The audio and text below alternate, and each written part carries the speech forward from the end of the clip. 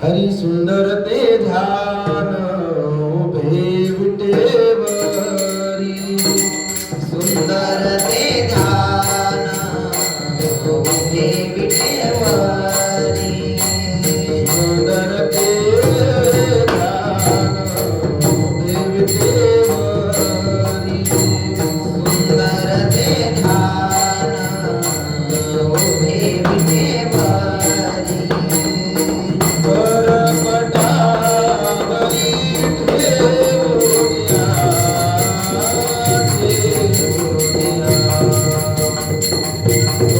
परपटावरी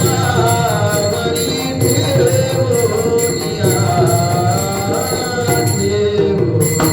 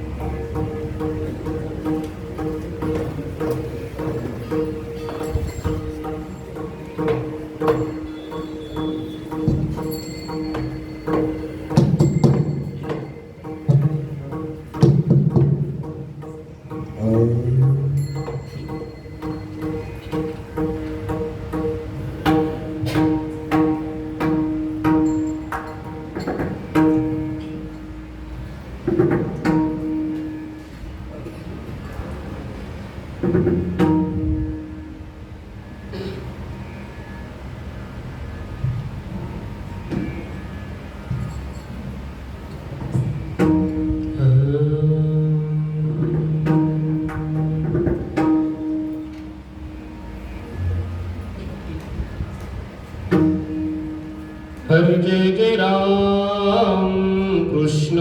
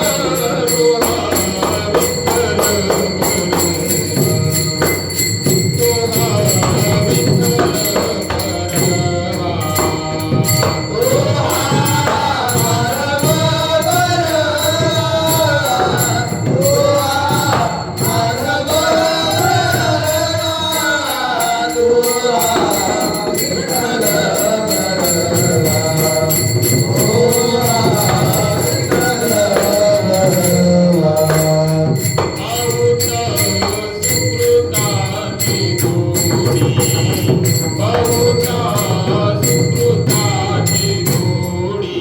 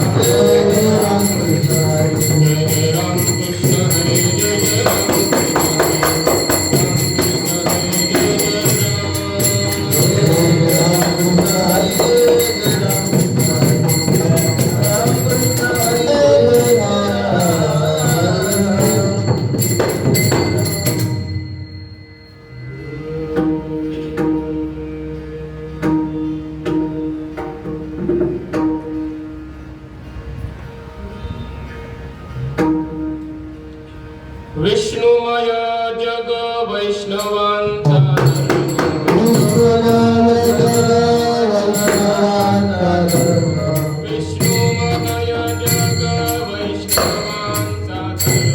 विष्णुमय जग वैष्णवांचा वेदाभेद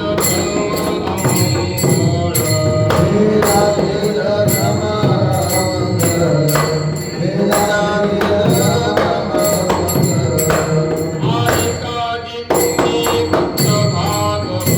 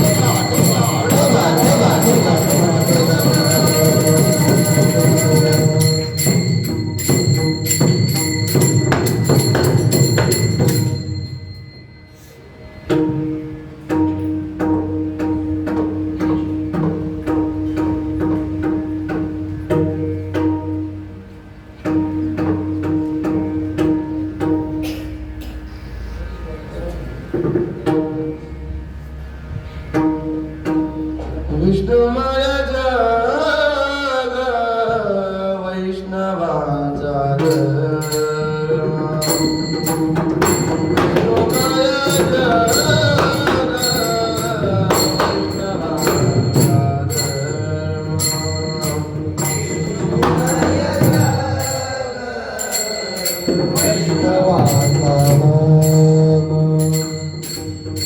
विष्णुमय जग वैष्णवाचा धर्म विष्णुमय जग वैष्णवाचा धर्म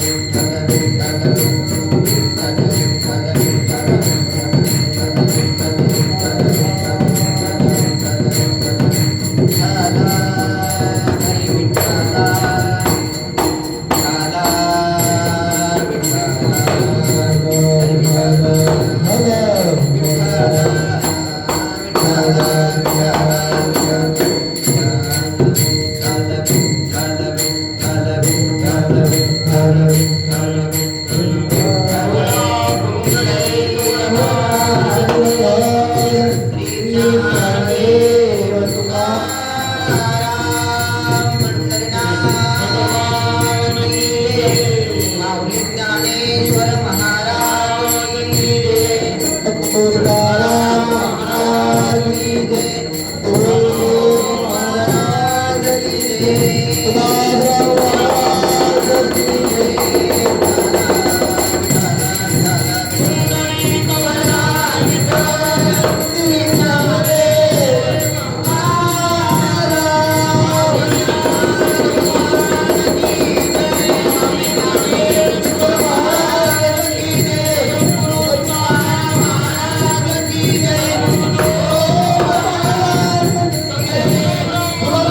महाराज की जय.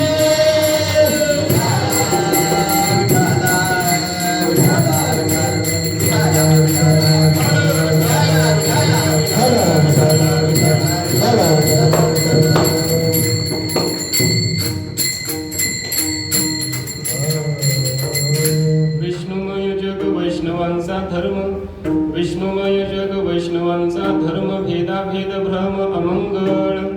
आई काजी तुम्ही भक्त भागवत, कराल ते हित सत्य करा. कोणाही जीवाचा न घडावा मत्सर, कोणाही जीवाचा न घडावा मत्सर, वर्म सर्वेश्वर पूजनाचे. आई काजी तुम्ही भक्त भागवत, कराल ते हित सत्य करा. तुका म्हणे एका देहाचे अवयव, तुका म्हणे एका देहाचे अवयव, सुख दुःख जीव भोग पावे. आई काजी तुम्ही भक्त भागवत, कराल ते हित सत्य करा. विठ्ठल विठ्ठल विठ्ठल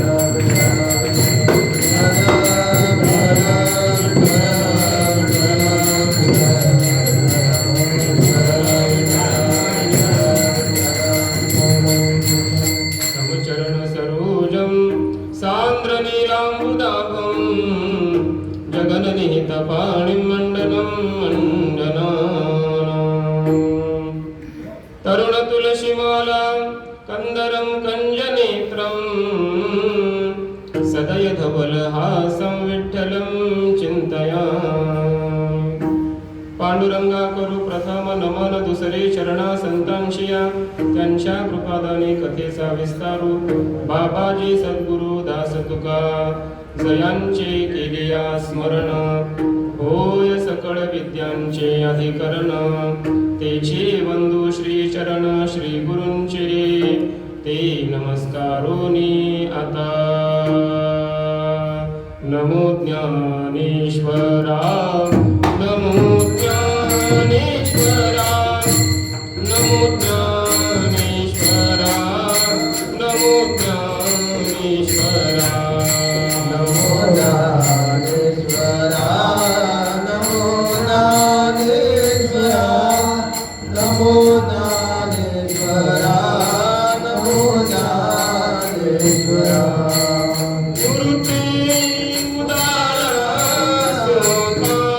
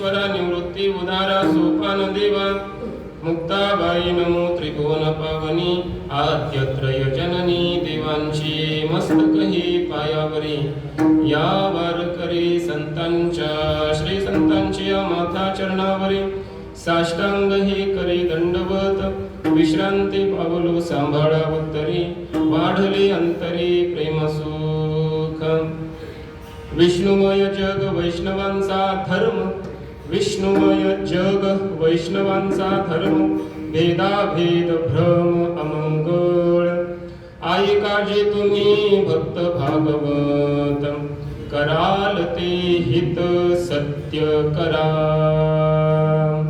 प्रस्तुत चिंतनासाठी घेतलेला अभंग वैराग्य रागरसिक जगतोद्धारक जगद्गुरु श्रीमंत श्री तुकोबारायांचा 4 चरणाचा संतपर प्रकरणातील अभंग असून प्रस्तुत अभंगातून जगद्गुरु श्रीमंत श्री तुकोबाराय वैष्णवांचा धर्म सांगतात. विठ्ठला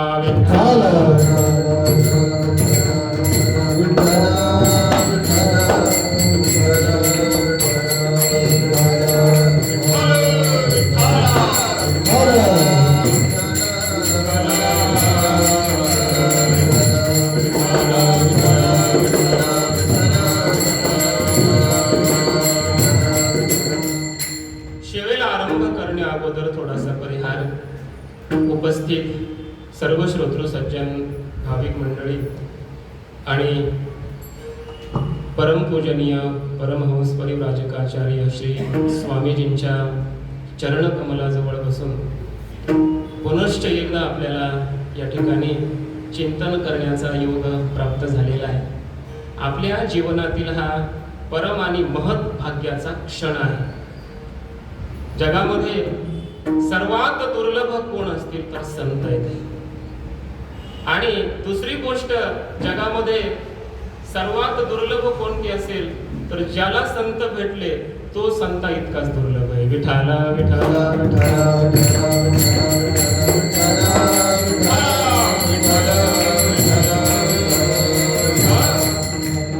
शास्त्रामध्ये असं वर्णन आहे. विवेक चूडामणी ग्रंथामध्ये परम पूज्य प्रातस्मरणीय जगद्गुरु भगवत पूज्यपाद आचार्य बोलतात. दुर्लभम त्रयमेवैतत् देवानुग्रह हेतुकम मनुष्यत्वम मुमुक्षुत्वम महापुरुष समोश्रयः. अर्थात जगामध्ये 3 गोष्टी अत्यंत दुर्लभ आहेत. एक आहे मनुष्यत्व, दुसरा आहे मुमुक्षुत्व आणि तिसरा आहे महापुरुषांचा संश्रय. याचा अर्थ असा, मनुष्य म्हणून जन्माला येणं आणि आपल्या ठिकाणी मनुष्यत्व सिद्ध करणं ही जगातली पहिली गोष्ट दुर्लभ आहे. लोक तर जगात अनेक आहेत, मनुष्य अनेक आहेत, पण मनुष्यत्वम असं म्हटलंय आचार्यांनी. अर्थात त्याला आपण मराठी भाषेमध्ये माणुसकी म्हणतो. मनुष्यपणा असं ज्याला म्हणतात, मनुष्यत्व ज्याला म्हणतात, ते प्राप्त होणं आचार्य म्हणतात दुर्लभ आहे. त्याच्यानंतर पुढची गोष्ट सांगितली मुमुक्षुत्व, अर्थात मोक्षाची तीव्र इच्छा अंतःकरणात निर्माण होणं हे अत्यंत दुर्लभ आहे. दुसरी गोष्ट दुर्लभ आहे. आणि तिसरी गोष्ट सर्वात दुर्लभ जर काय असेल तर आचार्य म्हणतात एखाद्याला मनुष्यत्व सिद्ध झालं, अंतःकरणामध्ये मुमुक्षुत्व सिद्ध झालं, पण या मुमुक्षुत्वाची पूर्ती करणारे आणि त्याला मोक्ष प्राप्त करून देणारे जे संत महात्मे असतात हे त्याच्याही पेक्षा दुर्लभ आहे. आता संत महापुरुषांच्या संश्रयापेक्षा अर्थात आश्रयापेक्षा संत महात्म्यांच्या प्राप्तीपेक्षा जगामध्ये दुसरं काही दुर्लभ नाही. लक्षात घ्या. संश्रय शब्दाचा दुसरा अर्थ सेवा असा सुद्धा करता येतो. मग संत प्राप्त झाले पण त्यांची सेवा घडणं हे त्याच्याही पेक्षा दुर्लभ आहे. मला असं चिंतन करायचं आहे की असे संत महात्मे तुम्हाला निश्चितच भेटले आणि जगामध्ये सर्वात मोठी दुर्लभ असणारे संत भेटणं हे भाग्य आहे. म्हणून आपण भाग्यवान आहात आणि संत महात्मे भेटणं हे सर्वात मोठं भाग्य असेल आणि तुम्ही भाग्यवान असताल तर अशा प्रकारचे तुमच्यासारखे सद्गुरू लब्ध, सद्गुरू प्राप्त असे भक्त मंडळी भेटणं तुकोबाराय म्हणतात महाराजांच्या भाषेमध्ये. अशी संत मंडळी भक्त मंडळी भेटणं हे सुद्धा दुर्लभ आहे. विठाला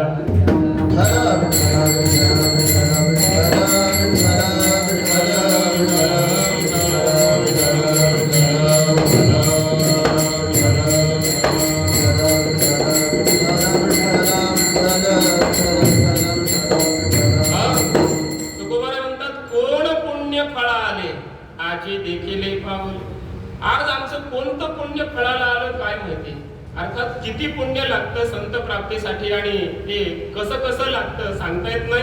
त्या सगळ्या गोष्टी अनिर्वाच्य अशा स्वरूपाच्या आहेत. तुकोबाराय म्हणतात असे संत ज्याला भेटले जगामध्ये तो सुद्धा दुर्लभ आहे. जिही हरी धरिला मनी दिले संसाराशी पाणी कोण हा भाग्याचा ऐशियासी बोले वाचा. अशा संत महात्म्याशी ज्याची वाणी बोलते असे जे भक्त आहेत, असे जे शिष्य आहेत, असे जे साधक आहेत, तुकोबाराय म्हणतात ते भाग्याचे आहेत. विठाला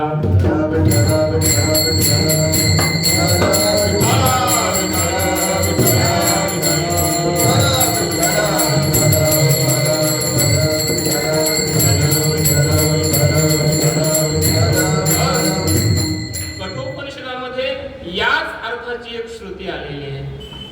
त्या ठिकाणी असं म्हटलंय की या आत्म्याच्या संबंधानं श्रवण करायला मिळणं अत्यंत अवघड आहे. अनेकांना हा आत्मा श्रवण करायला मिळत नाही. श्रवणाय अपि बहुभिर यो न लभ्य. श्रवणाकरता हा आत्मा मिळत नाही. पण एखाद्याला श्रवण झालंच आत्मस्वरूपाच्या संबंधाने तर श्रुती माता पुढे सांगते शृण्वन्तोपि बहवो यम न विद्युः. ऐकून सुद्धा त्या परमात्मा स्वरूपाला यथार्थ रूपाने पुष्कळ जण जाणते झाले नाही. म्हणजे अनेकांना त्याच्या संबंधी श्रवण करून सुद्धा त्या परमतत्वाचं यथार्थ ज्ञान झालंच नाही. म्हणून शृण्वन्तोपि बहवो यम न विद्युः. आणि पुढे श्रुती माता सांगते की एखाद्या साधकाच्या जीवनामध्ये सद्गुरू मिळणं, त्या सद्गुरूंच्या मुखकमलातून आपल्याला वेदांताचं श्रवण घडणं आणि ते श्रवण सिद्ध होणं, अर्थात आपल्याला यथार्थ असं आपल्या आत्मस्वरूपाचं दर्शन होणं, या सगळ्या गोष्टींचा विचार केला तर ह्या आश्चर्यकारकच आहेत. तो वक्ता आश्चर्यकारक आहे, तो श्रोता आश्चर्यकारक आहे आणि त्या परमतत्वाला जाणलं ते परमतत्व सुद्धा आश्चर्यमय आहे. श्रुती माता सांगते आश्चर्यो वक्ता कुशलोस्य लब्धा आश्चर्यो ज्ञाता कुशलानुशिष्टः. विठाला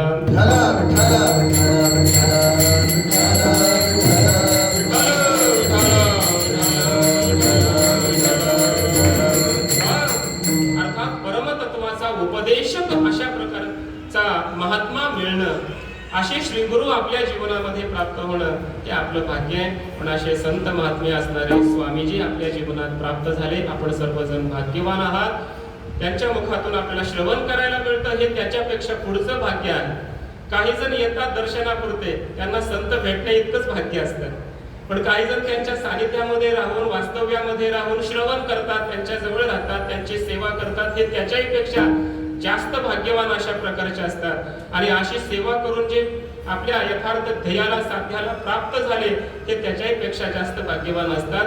म्हणून माऊलींच्या कृपेने, संत महात्म्यांच्या कृपाशीर्वादाने आणि आपल्या पूर्वजन्मातील या जन्मातील काहीतरी निष्काम अशा प्रकारच्या कर्मजन्य पुण्याईने आपल्या जीवनामध्ये असे संत प्राप्त झाले, त्यांचं श्रवण प्राप्त झालं. माऊलींना, संत गुलाबराव महाराजांना एवढीच प्रार्थना करायची की या संतांच्या संगतीमध्ये राहून संतांना अभिप्रेत असणारं जे लक्ष्य आहे, साध्य आहे ते आमच्या जीवनामध्ये सिद्ध व्हावं. विठ्ठल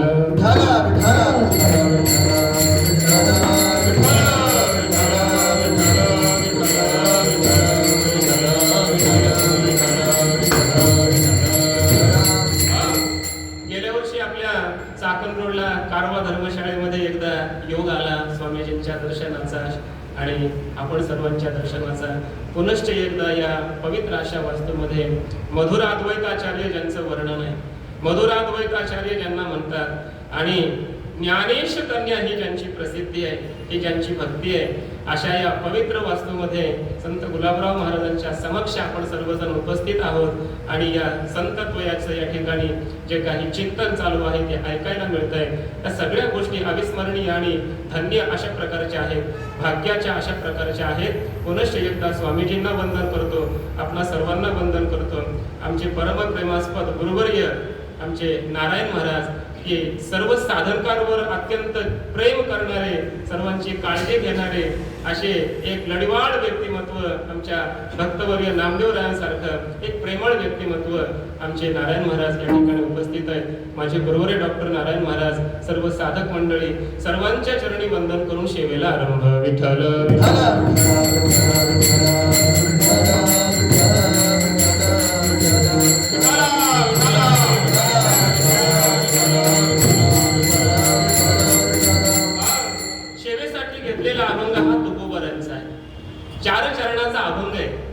या 4 चरणाच्या अभंगामध्ये जगद्गुरु तुकाराम महाराजांनी वैष्णवांचा धर्म सांगितलेला आहे.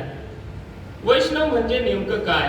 अर्थात धर्म इथं हा जो शब्द आहे तो जरी धर्म असा वापरला असला तरी तो असाधारण धर्म या अर्थाने घ्यायचा. आणि असाधारण धर्माला शास्त्रामध्ये लक्षण म्हटलं जातं. असाधारण धर्म लक्षणम. असाधारण धर्म ज्या वस्तूचा असतो त्याला त्या वस्तूचं लक्षण म्हटलं जातं. ज्याप्रमाणे पृथ्वीच्या ठिकाणी गंध हा असाधारण गुण आहे, धर्म आहे, म्हणून गंधवत्व हे पृथ्वीचं लक्षण आहे. एखाद्या पदार्थाच्या ठिकाणी जो असाधारण धर्म असतो तेच त्या पदार्थाचं लक्षण असतं. पाण्याच्या ठिकाणी शीतवत्व किंवा द्रवत्व हा जो धर्म आहे तो पाण्याचाच आहे. तन्मात्र वृत्ती म्हणजे केवळ पाण्याचाच तो धर्म आहे, म्हणून पाण्याचं लक्षण करता येतं शीतवत्वम किंवा द्रवत्वम. द्रवीभूतत्व किंवा शीतवत्व हे जलाचं म्हणजे पाण्याचं लक्षण आहे, कारण त्याचा तो असाधारण धर्म आहे. त्याप्रमाणे तुकोबाराय म्हणतात वैष्णवांच्याही अंतःकरणामध्ये एक असाधारण गुण आहे, एक धर्म आहे आणि तेच त्यांचं लक्षण आहे. तो त्यांचा असाधारण धर्म कोणता आहे, अर्थात त्यांचं लक्षण ते नेमकं काय आहे याचं सविस्तर वर्णन करणारा हा अभंग आहे. विठ्ठल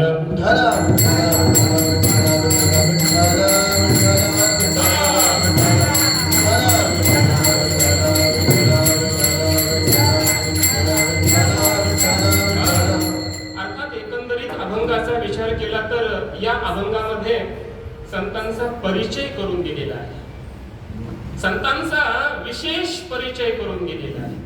आपल्याला जर जगामध्ये सर्वात महत्वाचं काय असेल तर ते संत कळणं महत्वाचं आहे. संतांचा विशेष परिचय होणं आवश्यक आहे. तुम्ही म्हणाल की हमको तो संत कौन है पता है, मालूम है ये स्वामी जी है, हम संत है. यहाँ पर गुलाबराव महाराज है, संत है. ज्ञानेश्वर महाराज जी है, संत है. तुकाराम महाराज जी है, वो संत है. उनका परिचय तो हमें है, पहले ही पता है, तो फिर आप उनका परिचय क्यों करा रहे हैं? ऐसी शंका हो सकती है.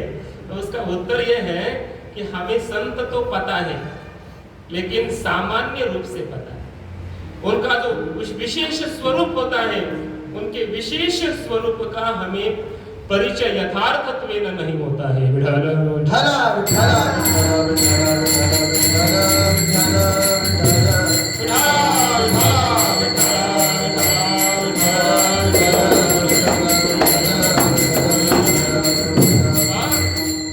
सामान्य रूप से परिचय, इसका मतलब है स्वामी जी हैं, बैठे हुए हैं, उनके शरीर रूप से वो जो बोल रहे हैं, बैठे हैं, हमारी तरफ देख रहे हैं, ये संत है. ऐसा उनके शारीरिक रूप से, ऐन्द्रियक रूप से जो उनका परिचय होता है उसे सामान्य रूप परिचय कहते हैं. लेकिन उनका जो विचार है, उनका जो अनुभव है, वो उनका विशेष परिचय होता है. और उनकी जो स्वानुभूति होती है वो हमें मालूम नहीं होते. अगर वो मालूम होती है तो हम स्वामी जी बन जाते हैं.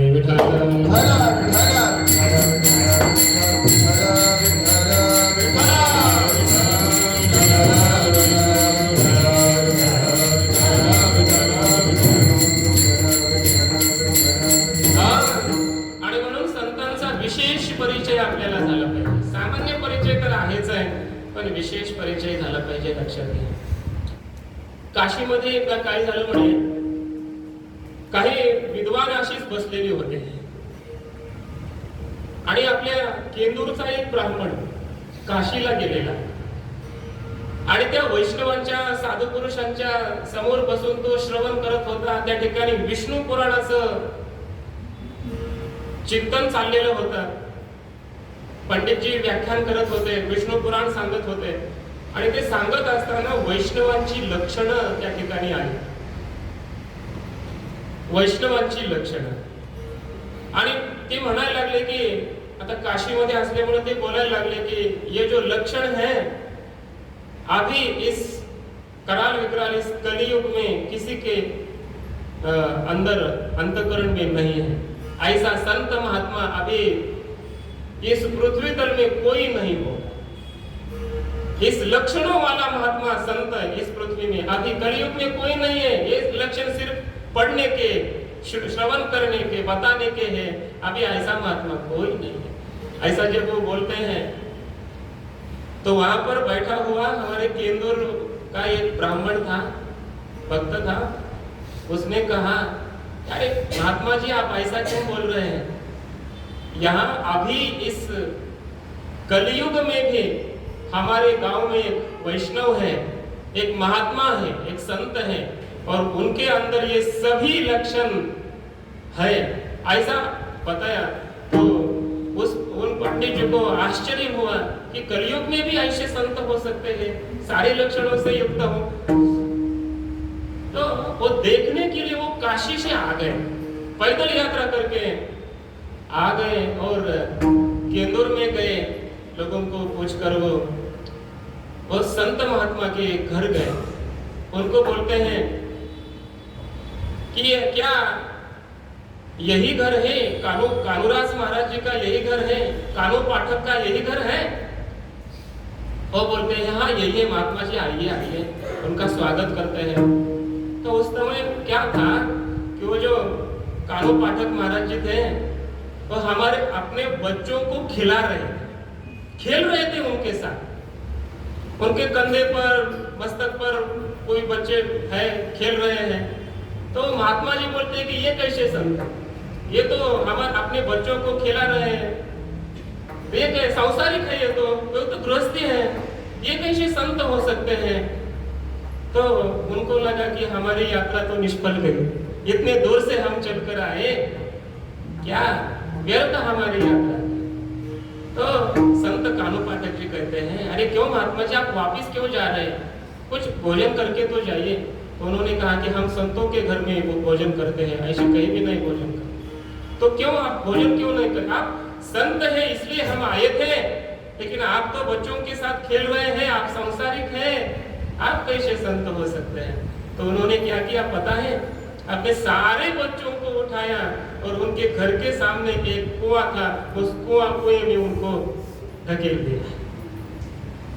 और बाद में क्या हुआ, वो जो पंडित जी थे उनको बड़ा आश्चर्य हुआ, अरे इन्होंने तो अपने बच्चों को मार डाला, अब इस घर में मैं क्या करूं? यहाँ पर मैं भोजन नहीं कर सकता। फिर समस्या हो गई।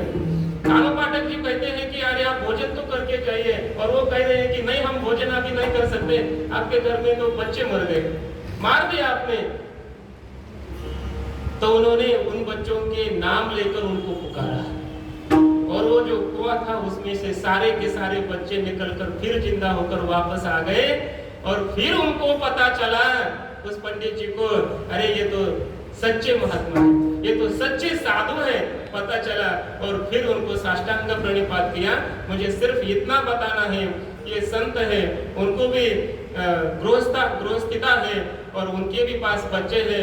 ऐसा जो उनका परिचय होता है सामान्य रूप से होता है, उनकी महिमा कुछ अलग सी होती है। अंतःकरण में, बुद्धि में जो उनके अनुभव प्रकट हुआ होता है वो अलग होता है। उनके अनुभव का परिचय होना ये विशेष परिचय होता है, और उनके सामान्य चरित्र का परिचय होना ये सामान्य परिचय होता है।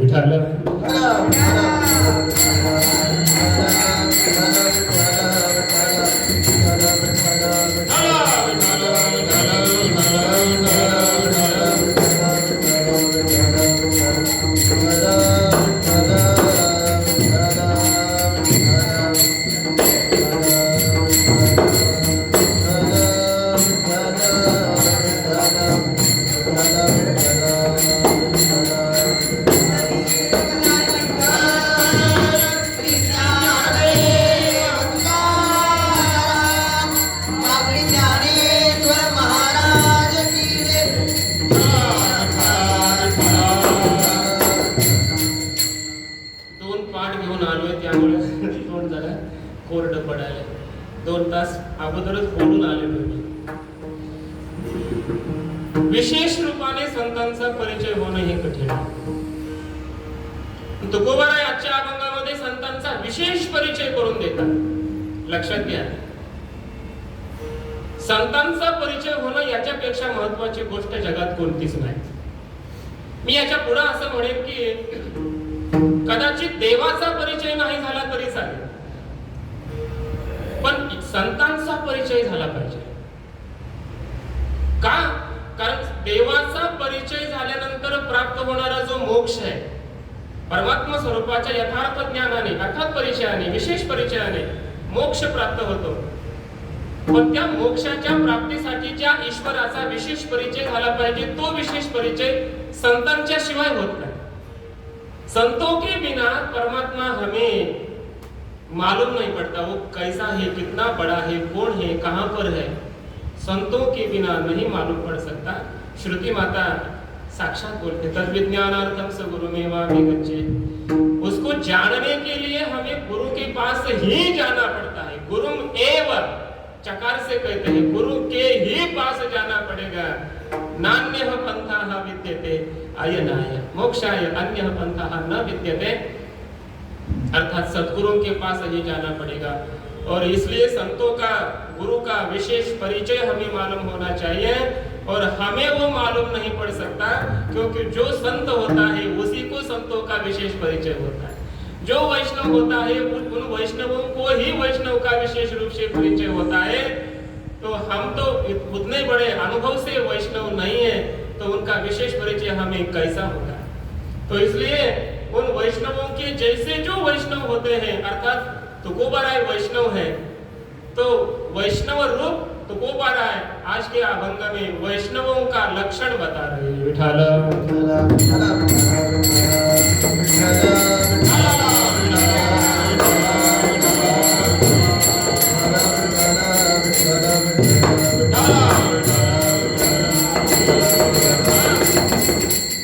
हा जो परिचय असतो तो तीन पद्धतीने करून दिला जातो. तीन पद्धतीने. एक चरित्रतः परिचय, दुसरा महिमातः अर्थात महिमा सांगून परिचय आणि तिसरा लक्षण सांगून परिचय. पहिला प्रकार आहे चरित्र सांगा आणि मग संतांचा किंवा देवाचा परिचय करून द्या.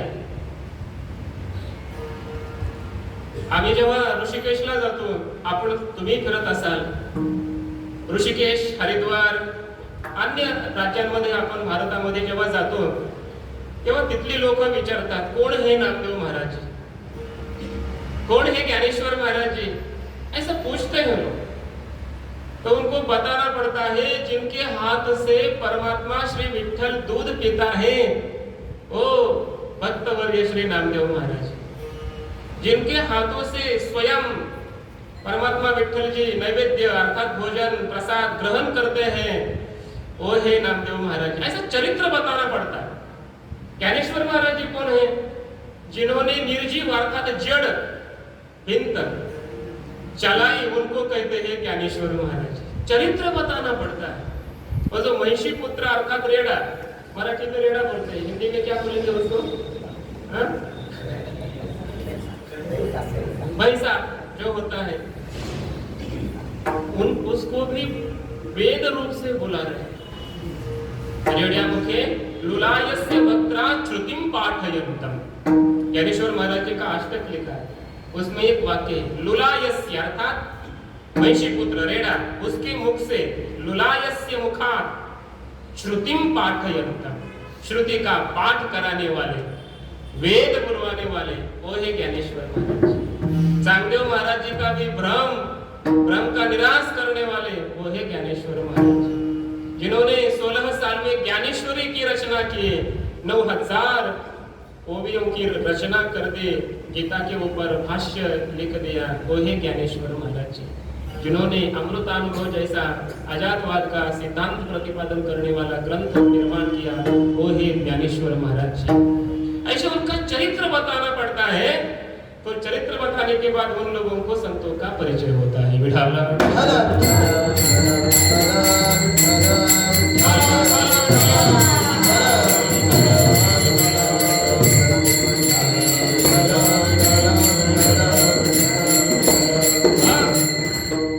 दूसरा प्रकार है महिमा बताकर संतों का परिचय.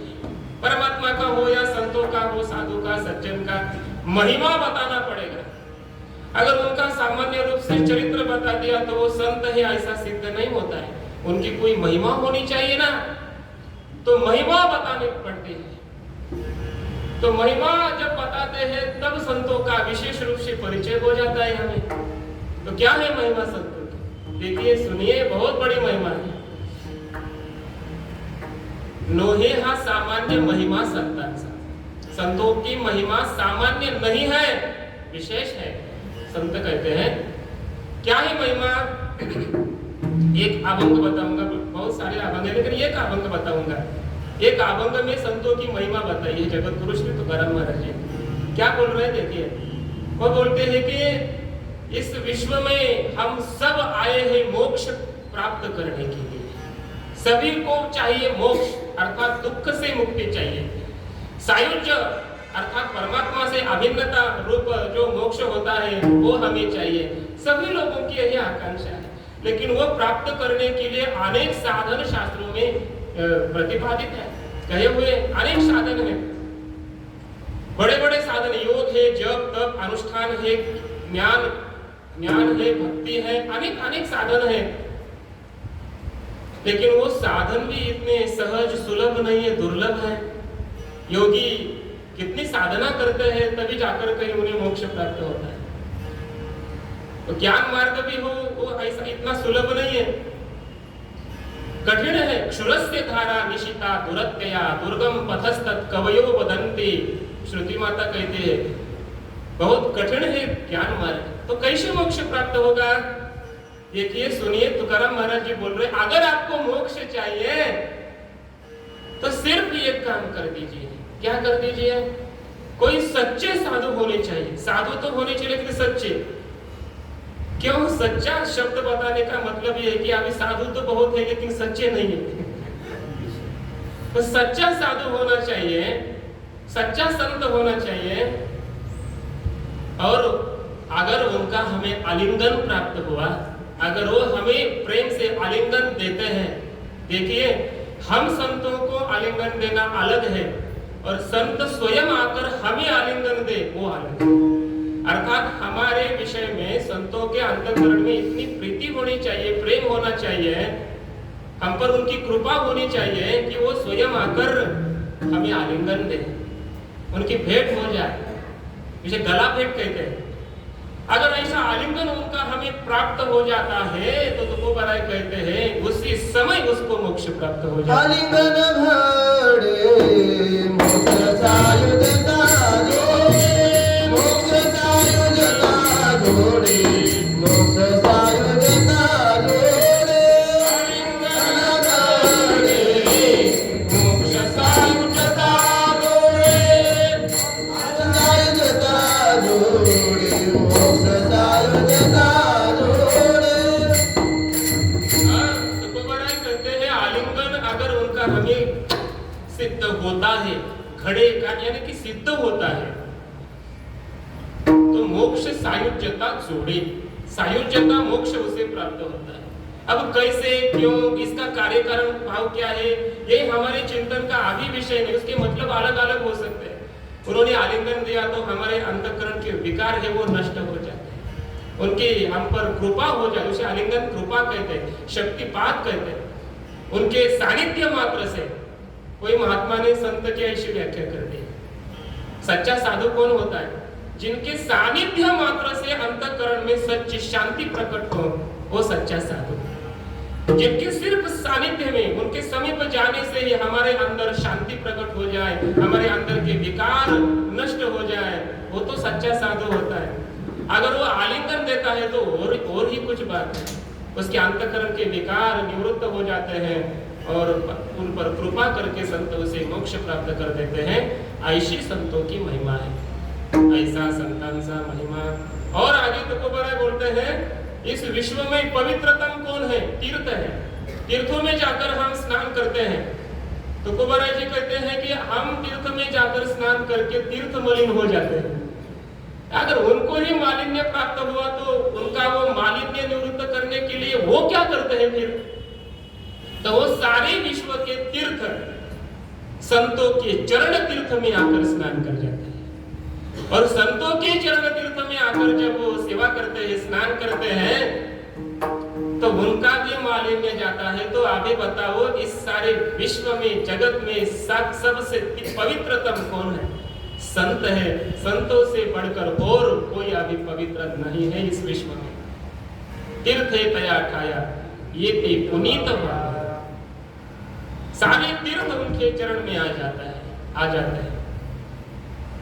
और आगे तुको बराय बोलते हैं इतनी ही संतों की महिमा नहीं है, हम और बताएंगे और क्या महिमा है। तुको बराय कहते हैं कि हमें इस विश्व में सबसे बड़ा जो परमात्मा है उस परमात्मा की सेवा प्राप्त होना, ये तो हमारा बहुत भाग्य होता है। उस ईश्वर की सेवा हमें प्राप्त होनी चाहिए। लेकिन वो ईश्वर मिलता कब है? मिलेगा तो सेवा करेंगे ना, कैसी सेवा करेंगे उनकी? तो सबसे बड़ा ईश्वर है तो उसकी सेवा बड़ी हो गई, उसकी सेवा सबसे बड़ी हो गई।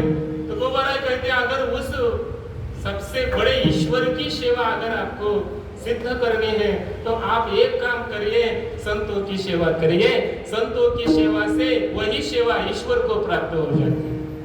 तुका म्हणे संत सेवा है ती देवा उत्तम, हे देवा उत्तम, हे देवा उत्तम।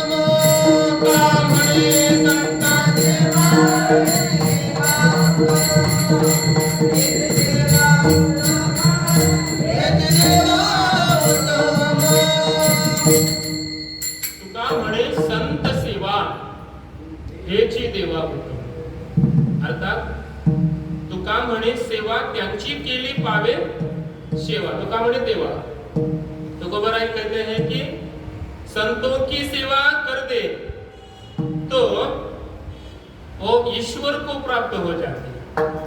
जैसे कोई माता जी को हमने भोजन के लिए बुलाया और उसके बच्चे को भी बुलाया। अगर बच्चे को, हमारे शांति ब्रह्म कुरेकर महाराज जी कहते हैं कि उस बच्चों को अगर हम वहां से निकाल दें, अरे तुमको किसने बुलाया? तुम्हारी माता को हमने बुलाया, तो माता भोजन करेगी क्या? माता घर में नहीं आएगी। अगर माता को नहीं बुलाया तो भी चलेगा, लेकिन बच्चा आना चाहिए घर में पहले। अगर बच्चे को बुलाएंगे, उसको अच्छा बोलेंगे, उसका वर्णन करेंगे तो माता संतुष्ट हो जाती है। वैसे भक्तों का वर्णन करेंगे, भक्तों की संतों की सेवा करेंगे तो परमात्मा संतुष्ट हो जाते हैं। विठ्ठल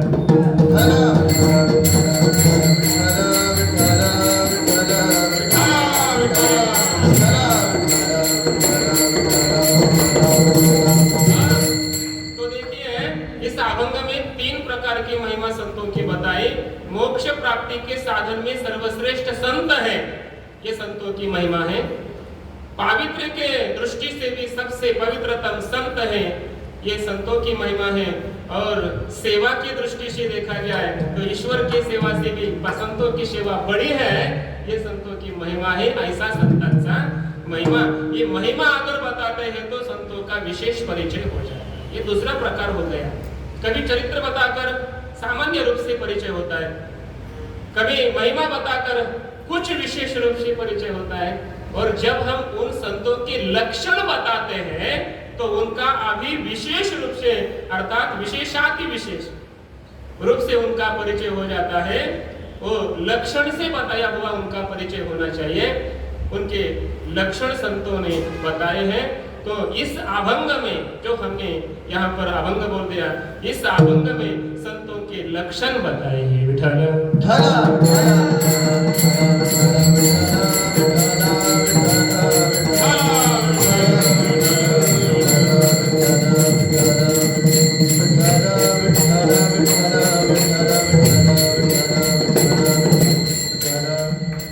संतांचा विशेष परिचय लक्षण सांगून, धर्म शब्दाचा अर्थ लक्षण है, असाधारण धर्मों ही लक्षण। धर्म बताते हैं यानी कि लक्षण बताते हैं। वैष्णवों के क्या लक्षण है, वो लक्षण बता रहे तो को बड़ा ही साहब। वैष्णवमय जग वैष्णवांचा धर्म, विष्णुमय जग वैष्णवांचा धर्म।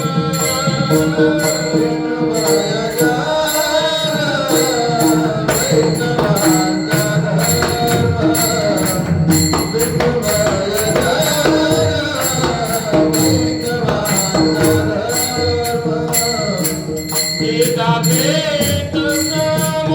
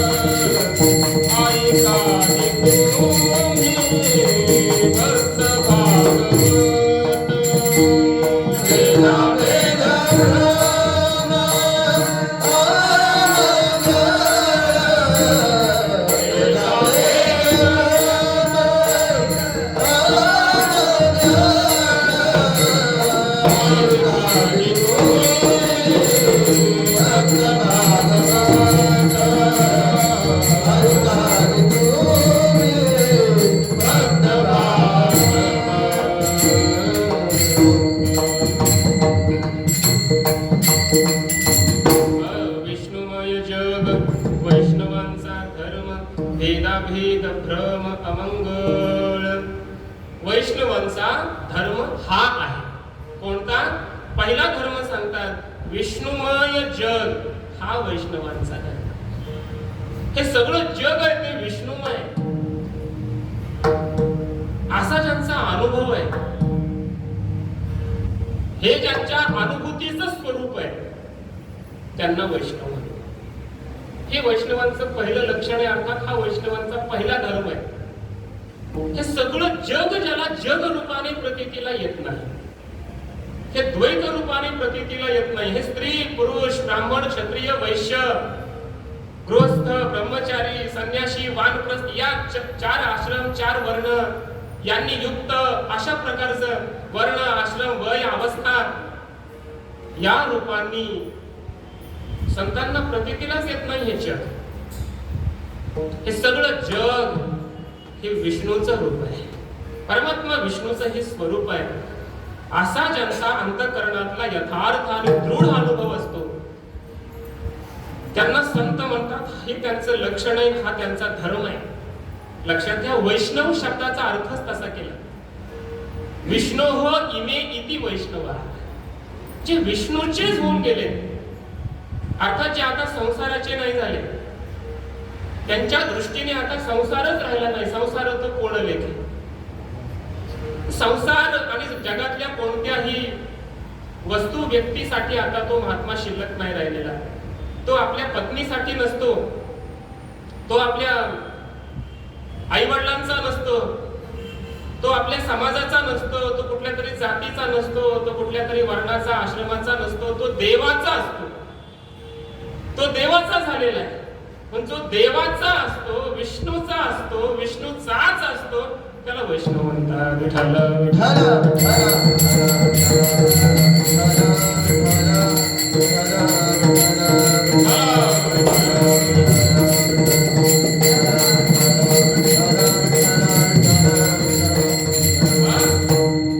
याला म्हणतात पूर्ण शरणागती.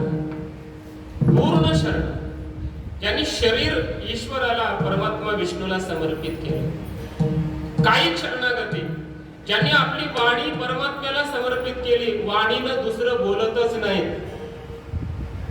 वाणीने फक्त भगवंताचं नामस्मरण आहे, भगवंताचेच गुणानुवाद आहे.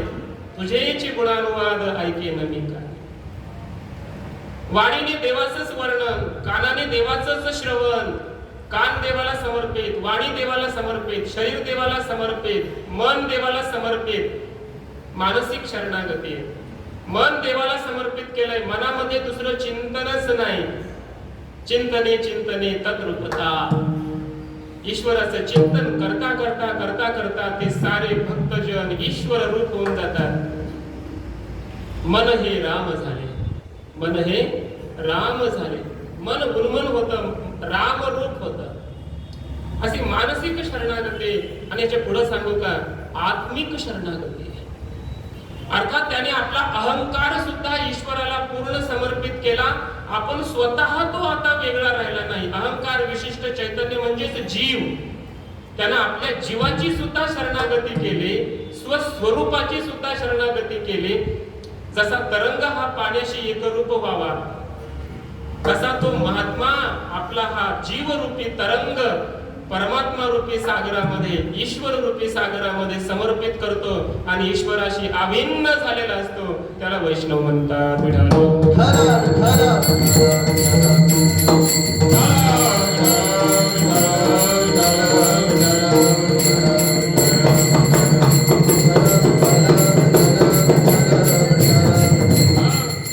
परमात्मा स्वरूपाशी पूर्ण अभिन्न जो झाला त्याला हे जग जग रूपाने दिसेल का? जो देवाहून परमात्म्याहून वेगळा राहतो, भिन्न राहतो, त्याला हे जग दिसतं. जो देवाशी एकरूप झाला त्यानं एवढं चिंतन केलेलं असतं की त्या चिंतनाचा परिणाम तो देवाशी परमात्म्याशी अभिन्न झाला, एकरूप झाला, आत्मा परमात्म्याशी मिळून गेला. आणि मग आता परमात्मा रूपताच जर शिल्लक राहिलेली असेल तर शास्त्र सांगतं आदौ ब्रह्माहमस्मी इत्यानुभव उदिते पश्चात सर्वं खल्विदं ब्रह्म. त्याला अहम ब्रह्मास्मी अर्थात मीच परमात्मा स्वरूप असा बोध प्राप्त झालेला आहे. आणि तत्पश्चात अर्थात युगपत तत्क्षणी नंतर त्याला हे सारं जगत हे विश्व द्वैत रूपाने जगत रूपाने भिन्न रूपाने प्रतीतीला येत नाही, त्याला हे सारं विश्व हे परमात्मा रूपाने प्रतीतीला येत. ऐसा ज्याचा अनुभव, ऐसा ज्याचा अनुभव,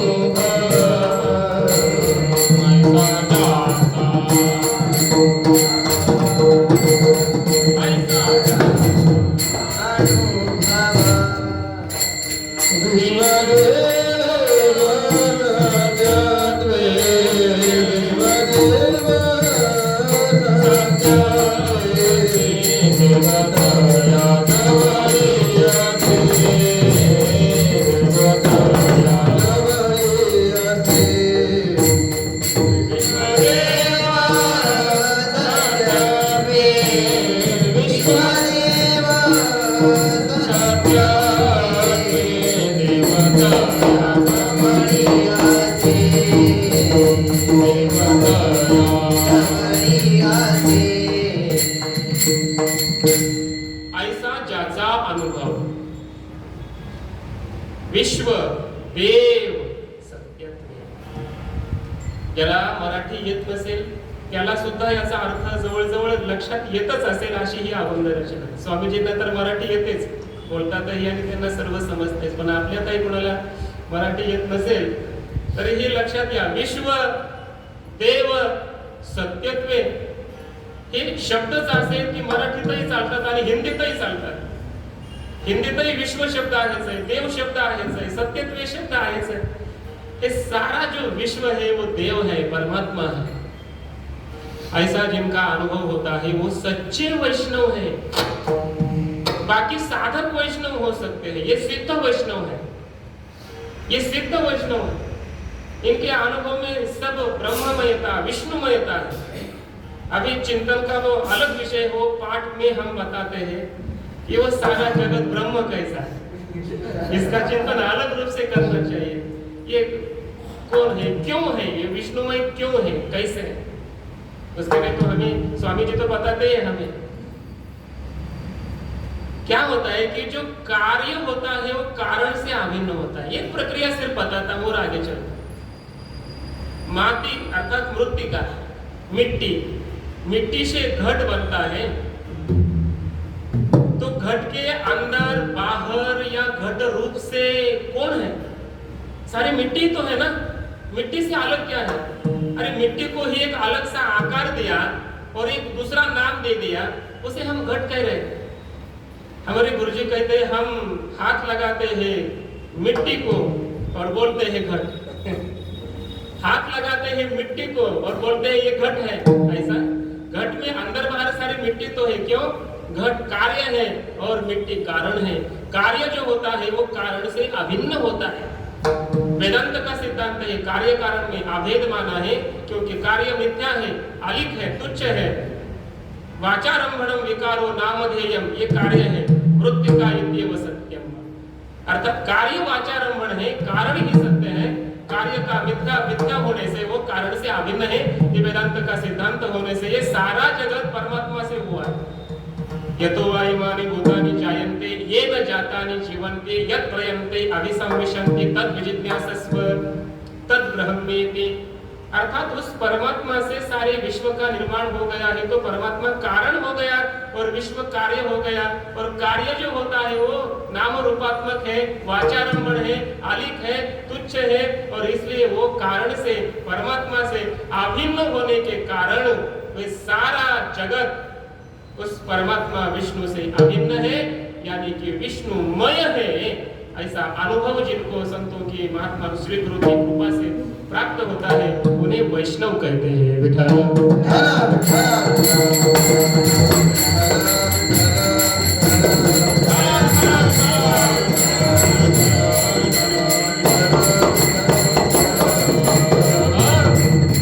विष्णुमय जग, ये सारा जग विष्णुमय है.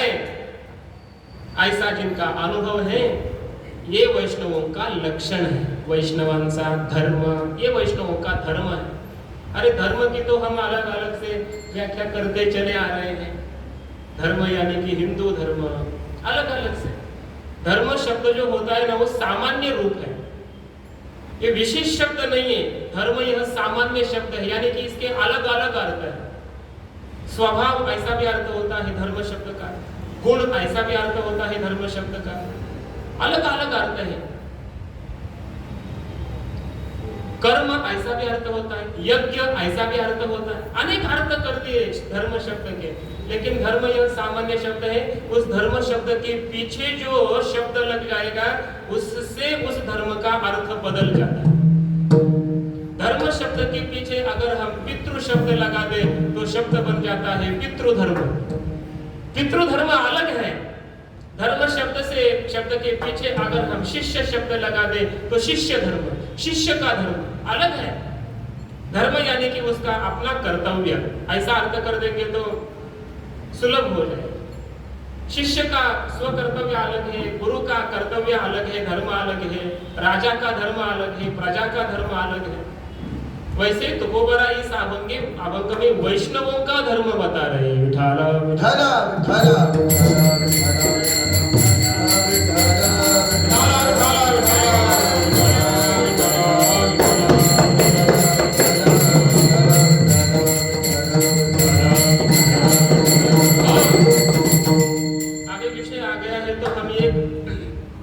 धर्म के बारे में थोड़ा सा चलेंगे, 1 मिनट में करेंगे और फिर आगे चलेंगे। ये धर्म के बारे में हम ऐसा सुनते हैं कि सेवा परमो धर्म।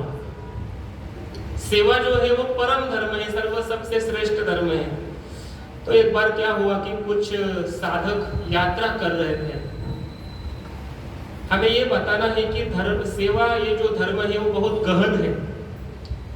देश काल परिस्थिति के अनुसार उसकी व्याख्या बदलती रहती है। ऐसा धर्म होता है और समझ में आने में बहुत कठिन होता है। तो कुछ साधक हैं, यात्रा कर रहे हैं और एक पेड़ के नीचे रुक जाते हैं। तो वहां पर एक महात्मा जी है, निर्विकल्प समाधि लगा करके बैठे हैं। निर्विकल्प समाधि लगाई है और बैठे हैं। वो साधक जन ऐसे बोल रहे हैं कि ये महात्मा जी कब से ऐसी समाधि लगा कर बैठे होंगे। अरे उनके चलो थोड़े से पैर हम दबाएंगे। आते हैं और उनके पैर दबाने लगते हैं, सेवा करते हैं।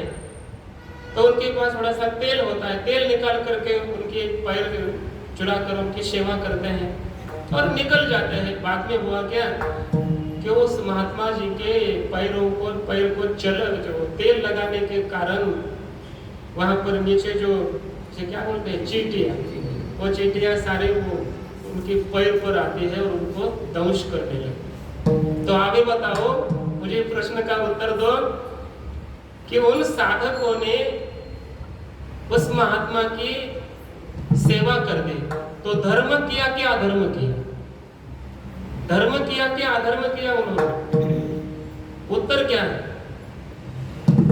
उन साधकों ने महात्मा का सेवा करके धर्म किया या अधर्म किया? उत्तर यह होगा किया तो धर्म लेकिन हो गया अधर्म। उत्तर ये होगा हो गया अधर्म। करते हैं तो धर्म लेकिन होता है अधर्म, उसके फल रूप से वो अधर्म बन गए। उसके बाद में वहां पर कुछ दुर्जन लोग आ जाते हैं, उस महात्मा की निंदा करते हैं, वहां वहीं पर बैठते हैं और उन्होंने खेत में जाकर वो गन्ना लाया हुआ होता है, गन्ना खाते हैं और उसका जो से क्या बोलते हैं चींटी वगैरह वो निकाल करके महात्मा के पैरों को ऐसे मारते हैं। तो बाद में क्या हुआ, वो तो निकल गए, निंदा करके निकल गए महात्मा के। तो पैरों पर चढ़े हुए जो चींटियां थी वो क्या हो गई, नीचे आ गई। तो आगे बताओ, उन दुर्जन लोगों ने, तो युवकों ने धर्म किया क्या अधर्म किया? उन्होंने किया तो अधर्म था लेकिन हो गया धर्म, क्योंकि अभी महात्मा को वो चींटियां दंश नहीं कर रही है, उनको क्लेश नहीं हो रहे हैं, उन दुर्जनों का उपकार हो गया। देखो, दुर्जन लोग संतों को कष्ट देते हैं, त्रस्त करते हैं, लेकिन फिर भी महात्मा जी संत जन उनका उपकार मानते हैं। वो हमें छल रहे हैं, इससे हमारा अनुभव और भी ऊंचा हो जाए। हमारी साधना सिद्ध हो जाती है, तो उसका उपकार मानते हैं।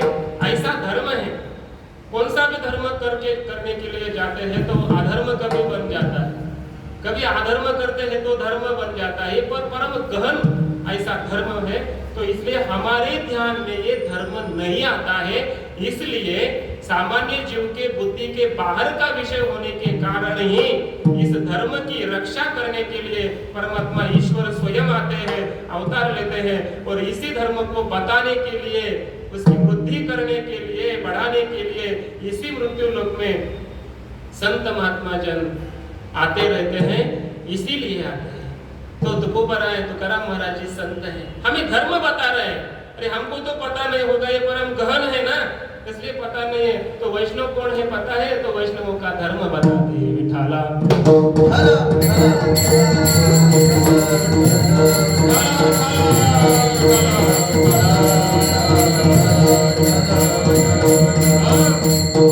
तुकोबराय आगे बोल रहे हैं, भेदा भेद भ्रम अमंगल, भेद अभेद ये भ्रम है।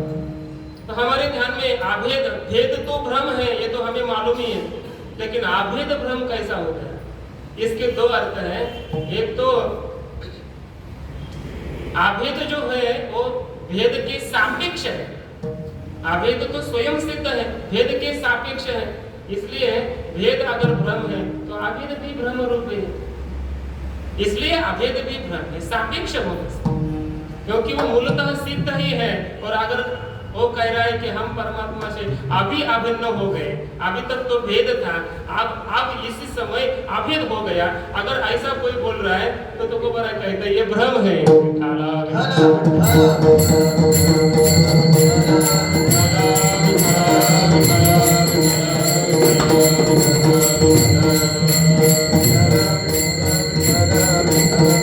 इसलिए और दूसरा अर्थ ऐसा होगा, भेद अभेद भ्रम, यानी कि भेद है हमारा, ईश्वर से भेद है, अभेद नहीं हो सकता। ईश्वर से हमारा अभेद नहीं हो सकता, हमारा अभेद ब्रह्म से हो सकता है। ईश्वर चैतन्य जो है, ब्रह्म जो है, उससे हमारा अभेद हो सकता है, ईश्वर से नहीं। अगर ईश्वर से भेद होकर भी अगर कोई बोल रहा है कि हम ही ईश्वर है, ईश्वर हो हम, ऐसा अगर कोई बोल रहा है तो कोबराय जी कहते हैं वो भ्रम है। ईश्वर से अभेद बताना भ्रम है और ब्रह्म से भेद बताना भ्रम है। विठाला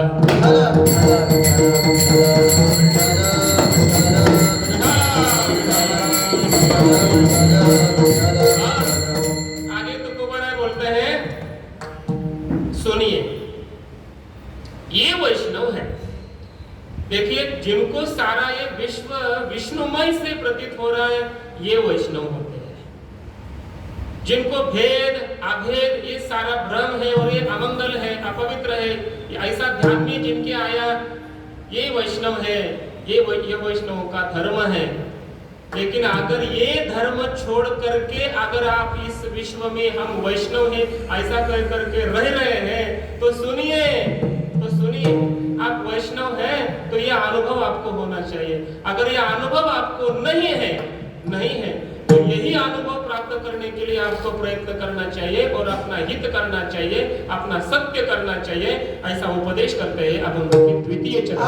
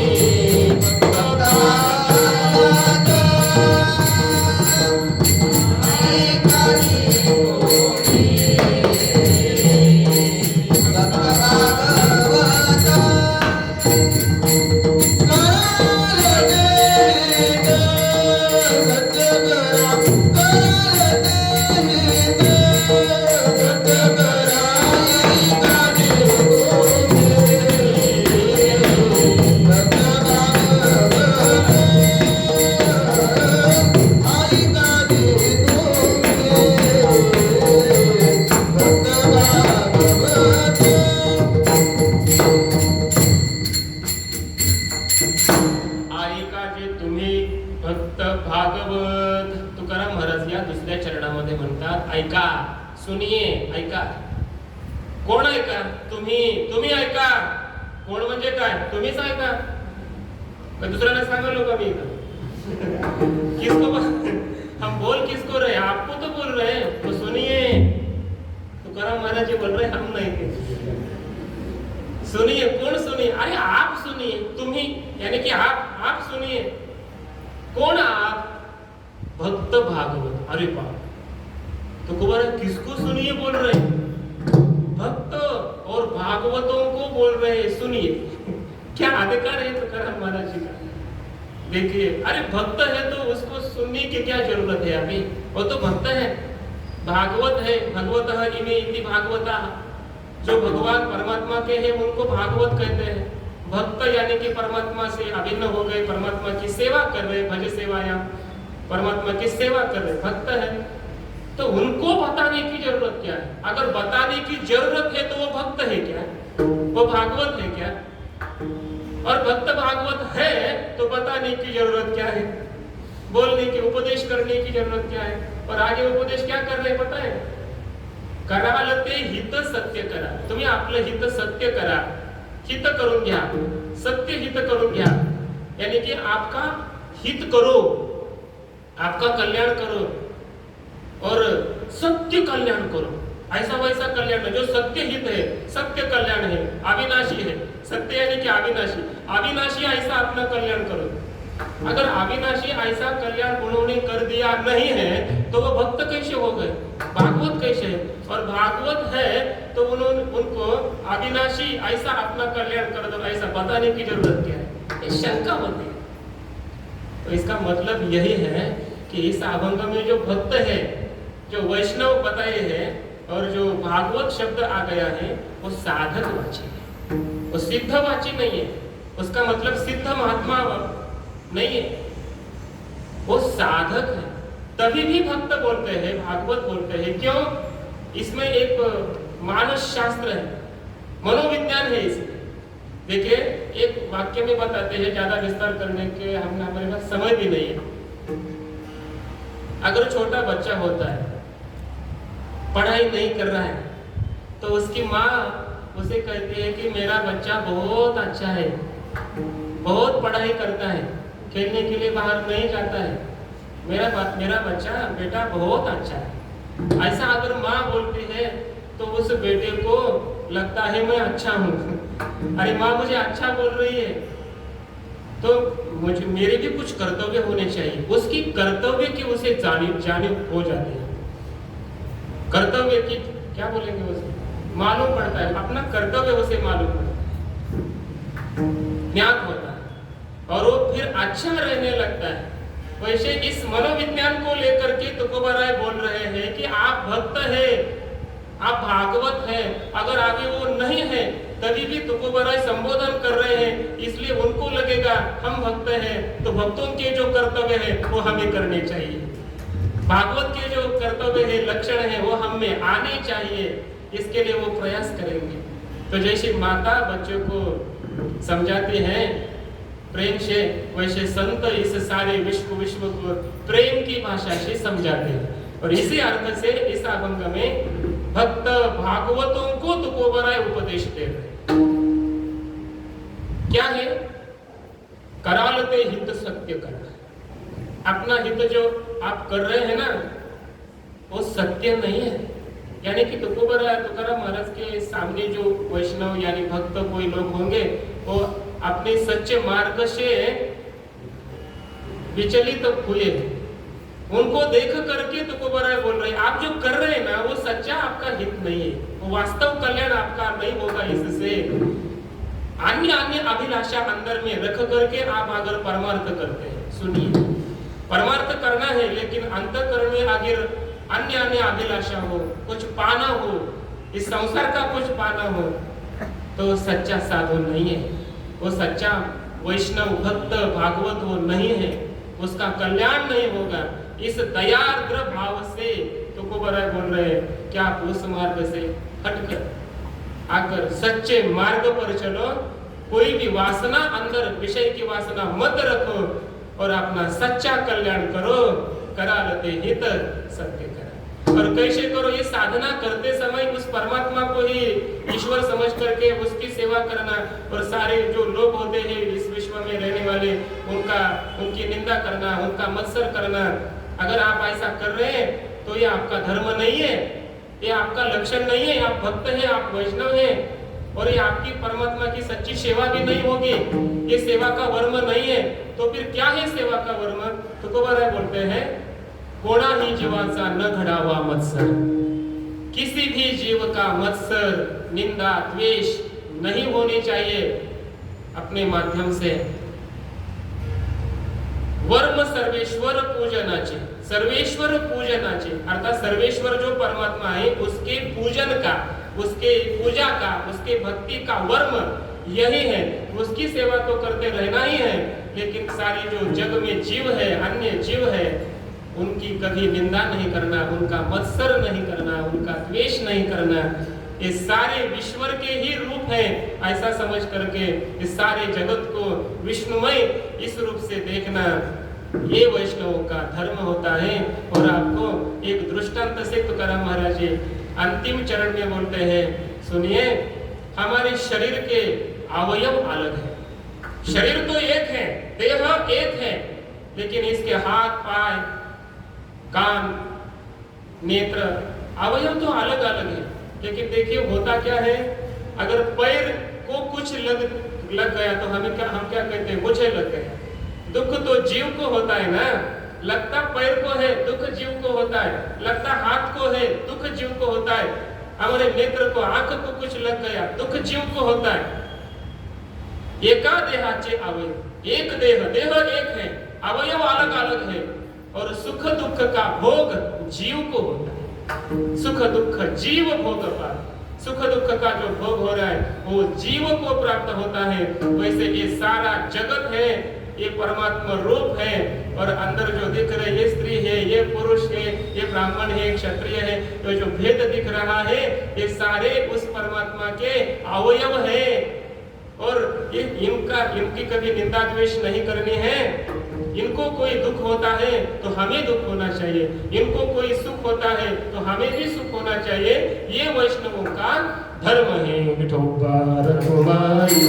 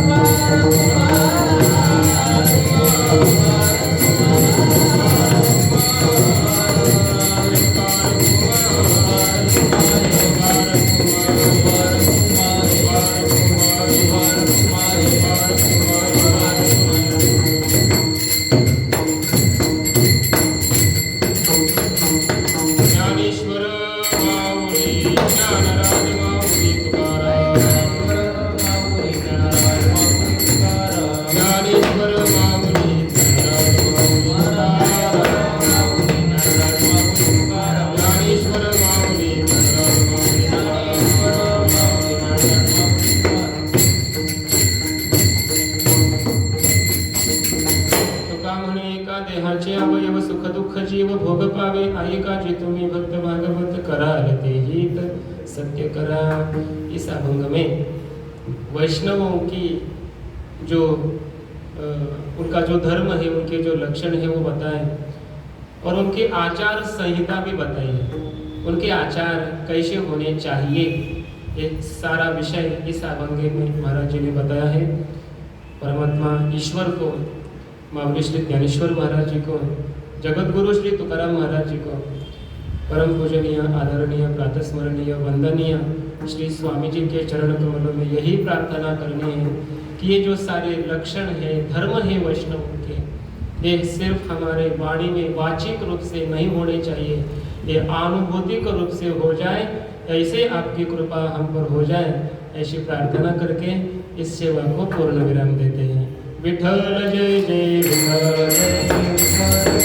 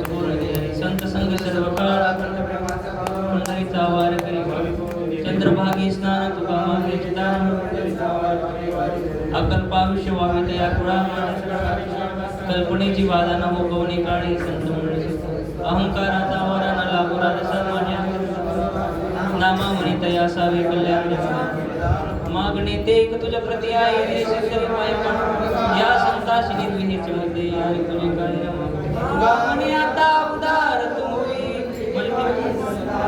या संताशी निर्विहीच मध्ये आणि तुझे कार्य मग ज्ञानदेव तुकाराम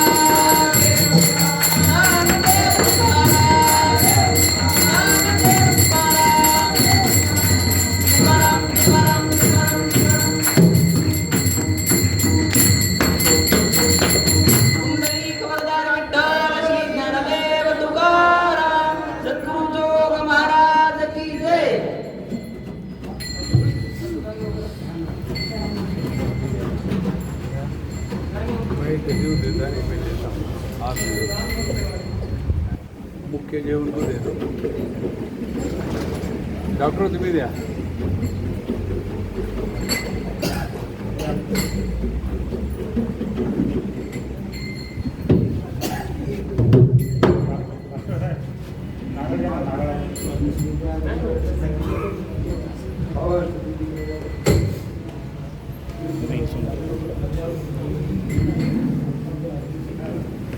नको स्वामी नको मी सेवा आहे आम्ही नाही म्हणत नसतं सेवा मी नाही म्हणत नसतो